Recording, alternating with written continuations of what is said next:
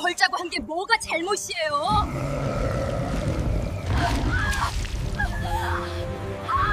여러분, 지금 보시는 게 믿기십니까? 2024년 가을, 경상도 어느 시골 마을. 비가 억수같이 쏟아지는 한옥마당 한가운데 78살 박씨 할아버지가 서 계십니다. 흰 머리에 깊은 주름이 파인 얼굴, 검은 선글라스를 낀 채로 한복 조끼를 입고 꼿꼿하게 서 계신데 참말로 범상치 않은 분위기예요. 그런데 그 뒤에 빗줄기 사이로 뭔가가 보이기 시작합니다. 검은 그림자, 개 같기도 하고 뭐라 형용하기 어려운 두 눈만 노란빛으로 이글이글 타오르고 있었어요. 할아버지가 천천히 입을 엽니다. 왔구나. 빗소리만 요란한 가운데 그 그림자는 점점 선명해집니다. 검은 진돗개. 아니, 그보다 훨씬 큰 사람 허리춤까지 오는 크기의 거대한 개. 이름은 흑구. 이 가문을 300년 동안 지켜온 영령입니다. 마당 한쪽에는 38살 박영애 씨가 주저앉아 있어요. 명품 핸드백은 진흙탕에 나뒹굴고 얼굴은 새하얗게 질려서 입술이 파르르 떨리고 있죠. 저게 뭐예요? 걔가 아니잖아요. 그녀가 손가락으로 가리키며 소리치는데 목소리가 금방이라도 끊어질 것 같아요. 할아버지는 대답하지 않으셨어요. 그냥 조용히 흑구를 바라보고 계실 뿐. 흑구는 천천히, 아주 천천히 영희 씨 쪽으로 걸어갑니다. 발소리도 없이 빗물도 그의 몸을 피해 흐르는 것 같았어요. 가지마. 제발. 영애 씨가 뒤로 물러나려 하지만 이미 벽에 등을 댄 상태. 더 이상 물러날 곳이 없었죠. 흑구가 그녀 앞에 섰습니다. 노란 눈이 그녀를 똑바로 응시하고 있어요. 할아버지가 나지막하게 말씀하셨습니다. 내가 뭐라 했나?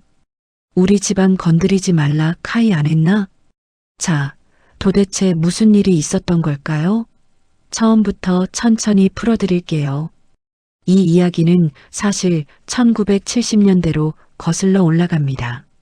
같은 한옥하지만 50년 전의 모습이에요. 지금보다 훨씬 깨끗하고 단정했던 시절. 어린 박철수 지금의 할아버지가 10살쯤 됐을 때였습니다. 마당에서 팽이를 돌리며 놀고 있는데 아버지가 심각한 표정으로 부르시더라고요. 철수야, 이리 와봐라. 네, 아버지. 아버지는 뒷산을 가리키셨어요. 손가락 끝이 미세하게 떨리고 있었죠. 저 위에 작은 무덤 있는 거 하나?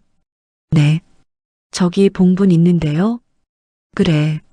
저기는 절대로 건드리면 안 된다. 알았나? 어린 철수는 고개를 갸웃했어요. 왜 무덤을 건드리지 말라는 건지 이해가 안 갔거든요. 왜요? 거기가 뭔디요? 아버지는 한참을 망설이시더니 방 안으로 들어가셨어요. 그리고 낡은 나무 상자를 하나 꺼내 오셨죠. 상자를 열자 검은 방울줄이 들어 있었어요. 이게 뭐예요? 우리 선조 때부터 우리 집안을 지켜주는 존재가 있다. 아버지의 목소리가 낮아졌어요. 조선시대 때 우리 오대조 할아버지가 이 마을에 처음 정착했을 때 산속에서 죽어가는 개 한 마리를 발견했다. 개요? 그냥 개가 아니었다. 크기도 컸고 눈빛도 보통이 아니었지. 오대조 할아버지는 그 개를 살려주셨다. 약초를 캐서 먹이고 물을 먹이고 몇 달을 돌봐주셨어. 철수는 숨을 죽이고 들었어요. 개가 다 나았을 때 오대조 할아버지 앞에 무릎을 꿇었다고 한다. 개가 말이다. 개가 무릎을 꿇어요? 그래. 그리고 말했대. 은혜를 갚겠습니다. 이 가문을 대대로 지키겠습니다라고. 철수는 눈이 휘둥그레졌어요. 그게 흑구다. 그 개의 이름이 흑구였다. 근디 지금은 어디 있는디요? 아버지가 뒷산 무덤을 다시 가리키셨어요. 흑구는 150년을 우리 집안을 지키다가 죽었다. 오대조 할아버지 증손자 대에서 그때 우리 선조들이 저 무덤을 만들어줬지. 그럼 이제 없는 거네요? 아니다. 아버지의 표정이 더 심각해졌어요. 흑구는 죽어서도 약속을 지키고 있다. 영령으로. 영령이요? 그래. 평소에는 보이지 않는다. 하지만 우리 집안의 위기가 닥쳤을 때 흑구가 나타난다. 아버지가 검은 방울줄을 철수에게 쥐어주셨어요. 이 방울을 흔들면 흑구가 온다. 하지만 함부로 부르면 안 된다. 정말 위급할 때만. 네, 아버지. 그리고 가장 중요한 것. 저 무덤은 절대 건드리면 안 된다. 무덤을 훼손하는 순간 흑구와의 약속이 깨진다. 그러면 아버지는 말을 잇지 못하셨어요. 그냥 고개를 저으실 뿐. 알았나? 네. 절대 안 건드릴게요. 그날 이후로 박씨 집안에는 한 가지 철칙이 생겼습니다. 뒷산 흑구 무덤은 절대 건드리지 마라. 그리고 그 철칙은 50년이 지난 지금까지 이어져 내려오고 있었죠. 시간은 다시 현재로 돌아옵니다. 2024년 여름, 서울 강남의 한 고급 아파트 거실, 50평대 넓은 공간에 이탈리아제 소파가 놓여 있어요. 38살 박영애 씨가 전화기를 들고 있습니다. 화려한 명품 블라우스를 입고 손톱은 빨갛게 칠해져 있죠. 목에는 금목걸이, 손목에는 명품 시계. 여보, 들었어? 시골 그 땅 재개발 확정됐대. 옆에서 남편이 태블릿으로 뉴스를 보고 있어요. 응? 무슨 땅? 아버님 시골집 있잖아. 그 땅이 재개발 구역에 포함됐다고. 보상금이. 영애 씨가 목소리를 낮춰 속삭였어요. 20억이 넘는데. 남편의 손이 멈췄어요. 태블릿에서 눈을 떼고 아내를 봤죠. 20억? 그래. 내가 직접 부동산에 확인했어. 근데 있잖아. 영애 씨의 얼굴이 일그러졌어요. 아버님이 안 판다고 하시는 거야. 그 낡은 집에서 계속 살겠대. 그래도 아버지 재산인데. 우리 재산이나 마찬가지잖아. 영애 씨가 소파에서 벌떡 일어났어요. 나중에 어차피 우리한테 오는 거라고. 아들이 하나밖에 없으시잖아. 당신 형제도 없고. 남편이 난처한 표정으로 눈을 피했어요. 그렇긴 한데 20억이면 우리 강남에 더 큰 데로 옮길 수 있어. 60평대. 아니 70평대도 가능하다고. 영애 씨의 눈빛에 탐욕이 가득 차올랐어요. 수입차도 바꾸고 애들 미국 유학도 보내고. 하여튼 이번 기회를 놓치면 안 돼. 근데 아버지가 싫다고 하시는데 어떡해. 설득해야지. 아니면. 영애 씨가 입술을 깨물었어요. 법적으로라도 해결할 방법을 찾아봐야지. 법적으로? 아버님 연세도 있으시고 혼자 시골에서 사시잖아. 관리 능력 없다고 하면. 남편이 화들짝 놀라며 손을 저었어요. 여보, 그건 아니지. 아버지는 멀쩡하시다고. 알아. 근데 방법을 생각해봐야 한다고. 영희 씨는 이미 머릿속으로 계산을 하고 있었어요. 20억이면 뭘 할 수 있을지, 어떻게 생활이 달라질지. 이번 주말에 내려가야겠어. 제대로 얘기하고 올 거야. 진짜 가려고? 당연하지. 서류도 준비해 갈 거야. 이번엔 확실하게. 영희 씨의 얼굴에 결연한 표정이 서렸어요. 남편은 한숨을 쉬었지만 말리지 못했습니다. 토요일 오후 3시 영애 씨가 시골에 도착했어요. 흰색 SUV를 몰고 마을 입구로 들어서는데 뭔가 이상했어요. 너무 조용한 거예요. 평소 같으면 마을 사람들이 평상에 앉아 이야기하고 개들이 짖고 닭들이 돌아다니는데 지금은 아무 소리도 안 들렸어요. 여기 왜 이렇게 으스스해? 차를 세우고 내렸는데 바람이 이상했어요. 분명 더운 여름인데 바람이 차가웠거든요. 영애 씨는 팔을 비비며 한옥 쪽으로 걸어갔어요. 그때였습니다. 저 멀리 가로등 아래에서 뭔가가 움직였어요.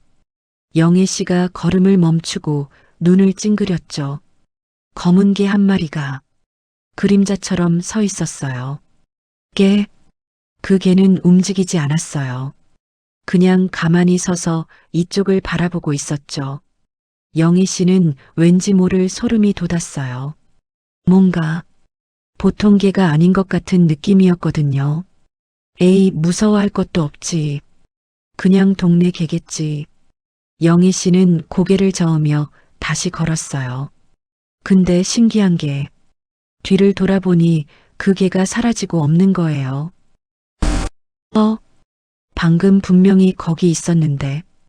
영애 씨는 어깨를 으쓱하고 한옥 대문을 밀었어요. 대문이 삐걱거리며 열렸습니다.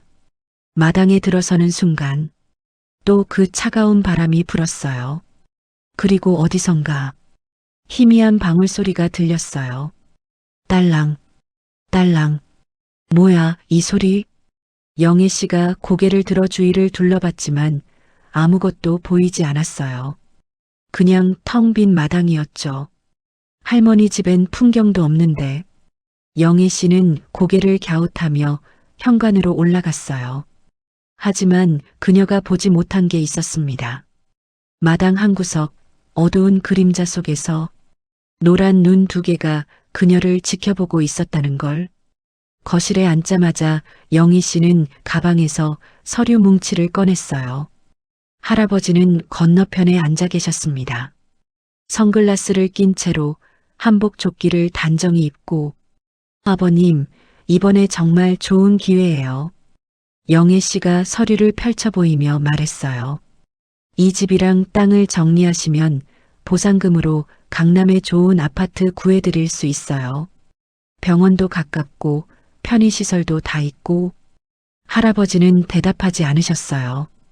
그냥 조용히 앉아 계실 뿐. 아버님? 안 된다. 짧고 단호한 대답이었어요. 영애 씨의 얼굴이 굳어졌어요. 왜요? 20억이에요, 20억. 이 낡은 집이. 이 집은 낡은 집이 아니다. 할아버지의 목소리가 낮아졌어요. 이 집에는 우리 가문의 역사가 있다. 300년 동안 지켜온. 에이, 무슨 옛날 얘기를. 영애 씨가 소리를 높였어요. 지금이 무슨 시대인데요? 21세기에 무슨 가문을 지킨다고. 그냥 팔아서 편하게 사시면 되잖아요. 넌 이 집이 어떤 곳인지 모른다. 알 필요도 없어요. 그냥 집이잖아요. 땅이잖아요. 돈으로 환산할 수 있는. 영애 씨는 흥분해서 일어섰어요. 서류를 탁자에 내리치며 소리쳤죠. 아버님은 아들 생각은 안 하세요? 당신 아들이 얼마나 힘들게 사는지 아세요? 철호가 힘들게 산다고? 그럼요. 애들 학원비, 집 관리비, 차 할부금. 돈이 얼마나 많이 드는지. 할아버지가 천천히 고개를 들었어요. 그래서 이 집을 팔아서 돈을 쓰겠다는 거냐? 당연하죠. 어차피 나중에 상속받을 거잖아요. 순간 할아버지의 손이 떨렸어요. 분노인지 실망인지. 나가라. 예. 지금 당장 이 집에서 나가라. 할아버지가 벌떡 일어서셨어요. 내가 살아있는 동안에는 이 집을 넘길 생각 없다. 특히 너 같은 사람한테는. 뭐라고요? 영애 씨도 일어섰어요. 화가 머리끝까지 났거든요. 하여튼 고집만 세시네. 알았어요, 알았어. 그럼 법적으로 하는 수밖에 없겠네요. 그녀가 할아버지한테 손가락질하며 소리쳤어요. 아버님 연세도 있으시고 판단 능력도. 아니. 영애 씨가 말을 흐렸지만 이미 늦었어요. 할아버지는 그녀가 무슨 생각을 하는지 알아챈 거죠. 넌 지금 날 무능력자로 만들려고 하는 거냐? 그게 아니라. 나가, 당장 나가란 말이다. 할아버지가 팔을 들어 문을 가리켰어요. 영애 씨는 화가 나서 할아버지한테 한 걸음 다가갔어요. 아버님도 너무하시네요. 제가 뭘 잘못했다고. 그리고 흥분한 나머지 할아버지의 어깨를 확 밀어버렸어요. 제발 좀 현실적으로 생각하시라고요. 할아버지가 뒤로 휘청거렸어요. 78살 노인이라 중심을 잃고 거의 넘어질 뻔했죠. 그 순간 마당에서 낮은 으르렁 소리가 들렸습니다. 으르르르르. 영애 씨와 할아버지 모두 고개를 돌렸어요. 문틈 사이로 뭔가가 보였어요. 검은 털, 그리고 노란 눈. 영애 씨는 순간 숨이 멎는 것 같았어요. 그 눈빛이 보통이 아니었거든요. 분노와 경고가 섞인 그런 눈빛이었어요. 할아버지가 천천히 몸을 추스르며 말씀하셨습니다. 늦었구나. 뭐가 늦었어요? 흑구가 너를 봤다. 흑구? 영희 씨는 무슨 소린지 몰랐어요. 하지만 곧 알게 될 거예요. 그게 무슨 의미인지. 저녁 7시, 영희 씨는 혼자 부엌에서 물을 마시고 있었어요. 할아버지는 방에 들어가셨고 집안은 조용했죠. 뭐야? 그냥 개잖아.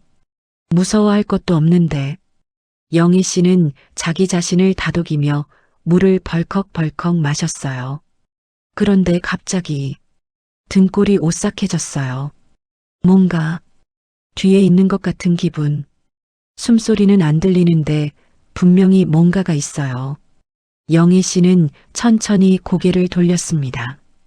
검은 개 한 마리가 부엌 문 앞에 서 있었어요. 크기가 생각보다 훨씬 컸어요. 어른 허리춤까지 오는. 그리고 그 눈. 노란빛으로 은은하게 빛나는 눈이 영희 씨를 똑바로 응시하고 있었죠. 너. 영희 씨의 목소리가 떨렸어요. 낮에 본 그게. 흑구는 대답하지 않았어요. 그냥 조용히 서서 그녀를 바라보고 있었죠. 영희 씨가 컵을 싱크대에 놓으며 손을 휘저었어요. 저리 가. 집안에 왜 들어와. 하지만 흑구는 움직이지 않았어요. 오히려 한 걸음 앞으로 나왔습니다. 발소리도 없이 마치 그림자처럼. 가지 말라고. 영애 씨가 뒤로 물러났어요. 등이 싱크대에 부딪혔죠. 흑구가 또 한 걸음. 영애 씨는 이제 물러날 곳이 없었어요. 심장이 쿵쿵거리고 손바닥에 식은땀이 났죠. 제발. 흑구가 그녀 바로 앞까지 왔어요. 코끝이 그녀의 손에 닿을 정도로. 그리고 천천히 고개를 들어 그녀의 눈을 봤습니다. 노란 눈빛이 그녀의 눈과 마주쳤어요. 그 순간 영희 씨는 뭔가를 느꼈어요. 이 개가 그냥 개가 아니라는 걸. 뭔가 더 깊은, 더 오래된, 더 강력한 존재라는 걸. 흑구야. 할아버지의 목소리가 들렸어요. 흑구가 고개를 돌려 할아버지를 봤죠. 할아버지가 마루에 서서 조용히 말씀하셨습니다. 됐다. 들어와. 흑구는 영희 씨를 한 번 더 쳐다보고는 천천히 할아버지 쪽으로 갔어요. 영희 씨는 벽에 기댄 채 숨을 헐떡였습니다. 다리에 힘이 풀려서 주저앉을 뻔했어요. 저 개가 뭐예요? 할아버지는 대답하지 않으셨어요. 그냥 흑구의 머리를 쓰다듬으며 마당으로 나가셨죠. 영희 씨는 그 자리에 멍하니 서 있었어요. 방금 뭘 본 거지? 그날 밤 영희 씨는 전혀 잠을 못 잤어요. 자꾸만 그 노란 눈빛이 떠올랐거든요. 새벽 3시쯤 참다 못해 방문을 열고 거실로 나왔는데 할아버지가 마루에 앉아 계셨어요. 달빛 아래서 뭔가를 만지고 계셨죠. 아버님? 할아버지가 고개를 들었어요. 선글라스는 벗으셨더라고요.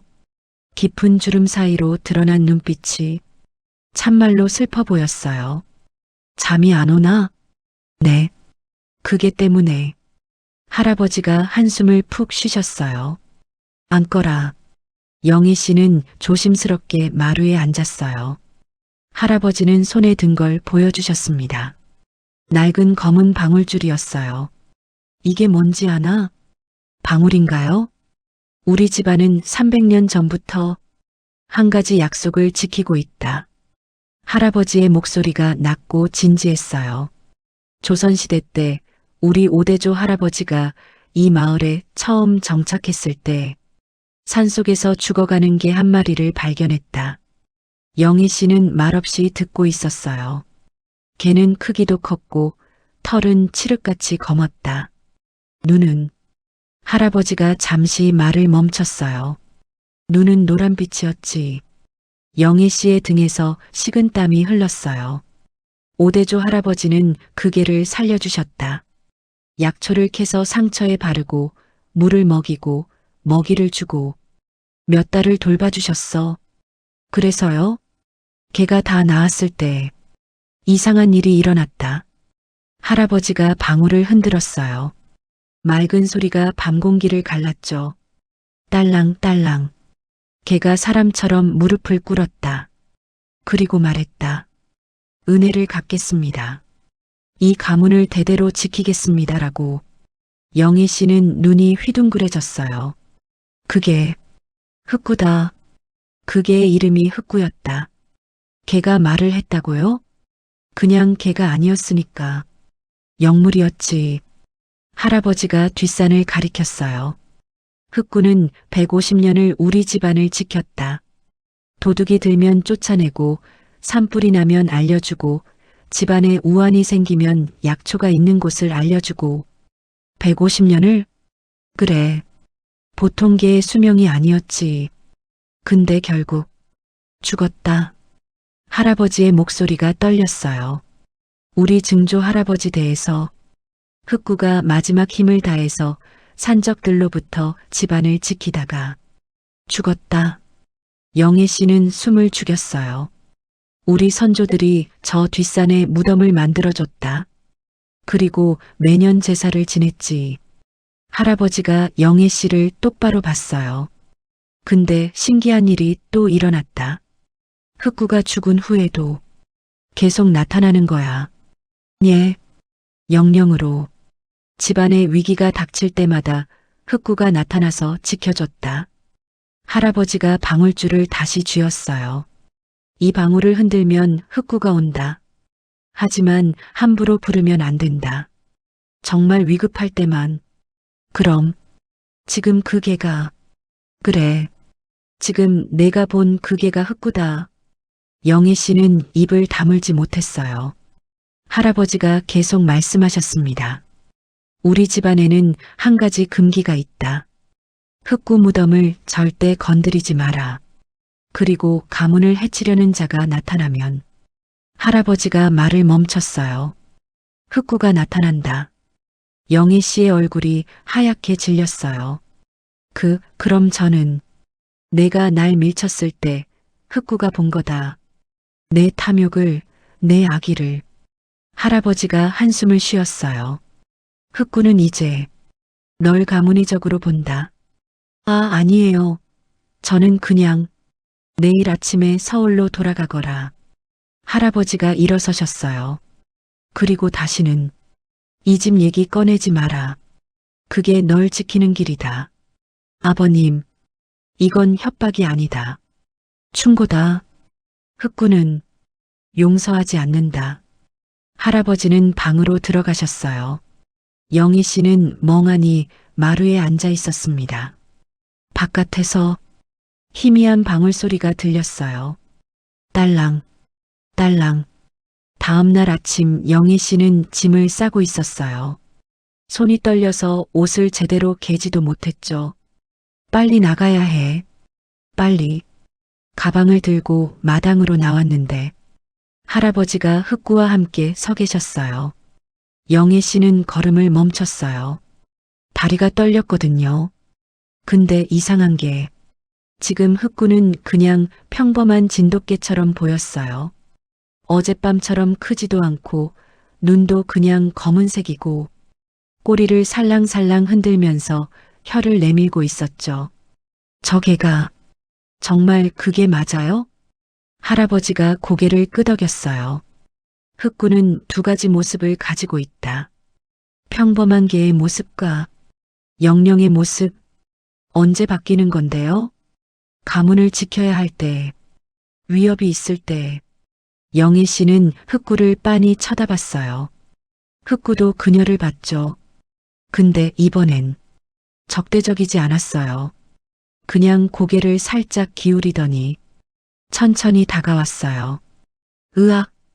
영애 씨가 뒤로 물러났지만 흑구는 그냥 그녀 앞까지 와서 멈췄어요. 그리고 그녀의 손을 킁킁 냄새 맡았어요. 흑구가 그녀의 손을 한번 핥았어요. 따뜻하고 축축한 감촉. 할아버지가 미소를 지으셨어요. 흑구가 인정했구나. 뭐려? 넌 이제 적이 아니라고. 경고를 받아들였다고. 영애 씨는 조심스럽게 흑구의 머리를 쓰다듬었어요. 부드러운 털이 느껴졌죠. 미안해. 내가 너무 욕심이 많았나 봐. 흑구가 꼬리를 흔들었어요. 영애 씨의 눈에서 눈물이 흘렀어요. 아버님, 정말 죄송해요. 제가 너무 탐욕스러웠어요. 할아버지가 천천히 다가오셨어요. 사람은 누구나 욕심이 있다.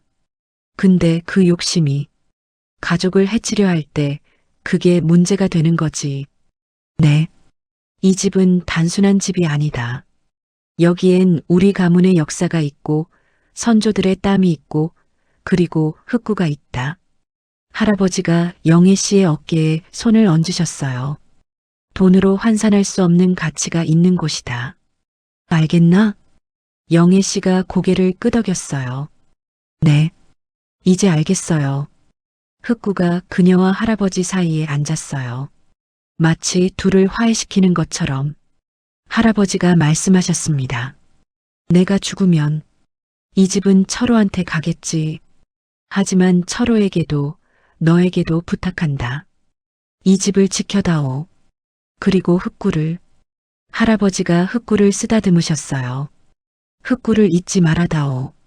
영애 씨는 눈물을 닦으며 대답했어요. 네, 아버님.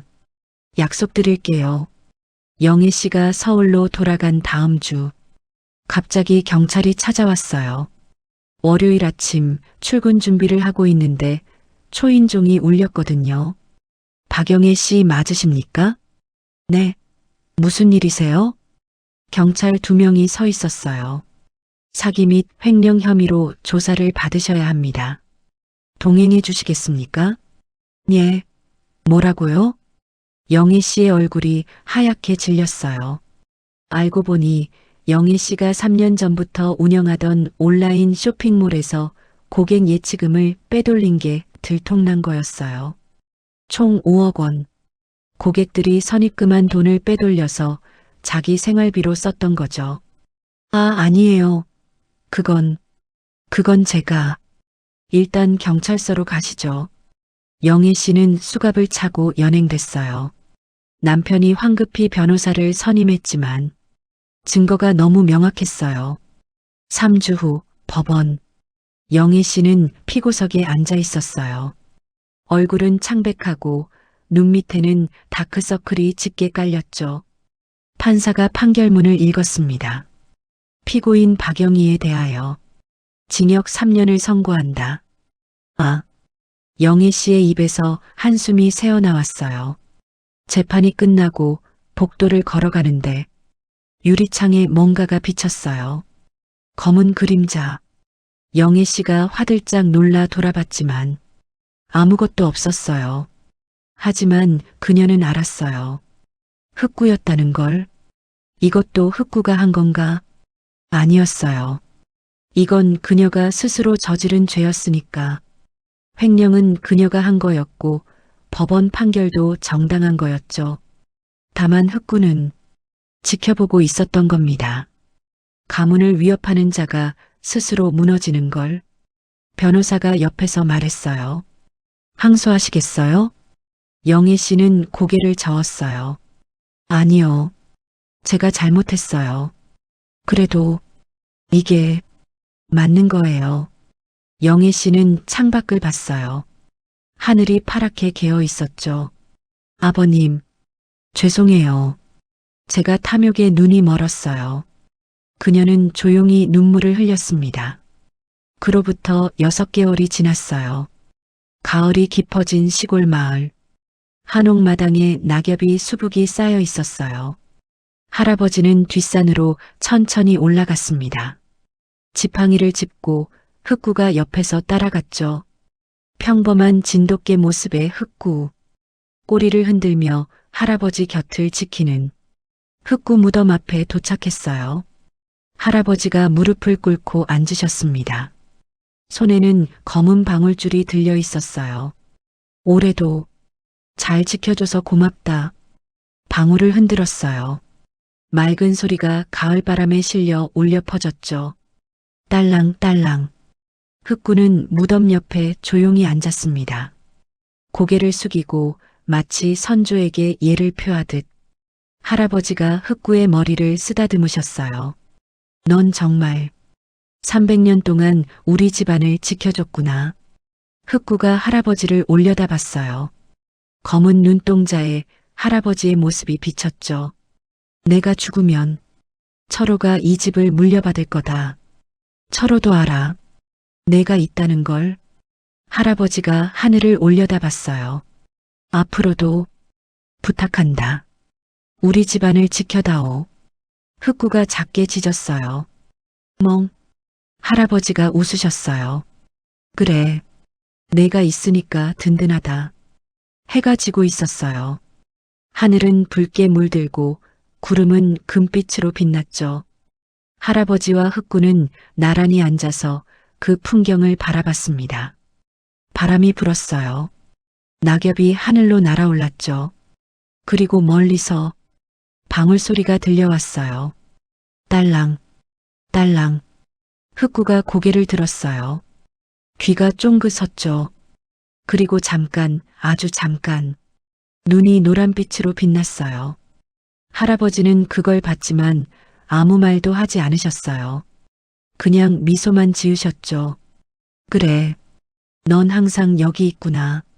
흑구의 눈이 다시 검은색으로 돌아왔어요.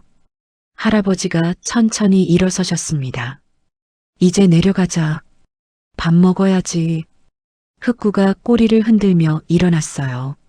두 사람은, 아니, 한 사람과 한 영령은 천천히 산을 내려갔습니다. 마을에는 평화가 찾아왔어요. 재개발 얘기도 흐지부지 됐고 영희 씨도 감옥에서 반성하며 지내고 있었죠. 그리고 흑구는 오늘도 이 가문을 지키고 있습니다. 300년 전의 약속을 지키며 영원히. 멀리서 다시 방울 소리가 들렸어요. 딸랑, 딸랑. 한옥 굴뚝에서 연기가 피어올랐어요. 저녁 식사 준비가 시작된 거죠. 흑구가 마당에 앉아서 대문 쪽을 바라봤어요. 마치 누군가를 기다리는 것처럼. 아니, 뭔가를 지키는 것처럼. 해가 완전히 지고 어둠이 내렸습니다. 하지만 한옥에는 불빛이 켜졌고 따뜻한 기운이 느껴졌어요. 흑구는 조용히 눈을 감았습니다. 그리고 속삭였어요. 지켜주마. 바람이 그 말을 실어 날랐어요. 뒷산 무덤까지, 마을 끝까지, 그리고 이 가문의 모든 후손들에게 누군가의 삶을 함께 들어주셔서 감사합니다. 구독과 좋아요는 사연 속으로의 큰 힘이 됩니다. 다음 사연에서 또 찾아뵙겠습니다.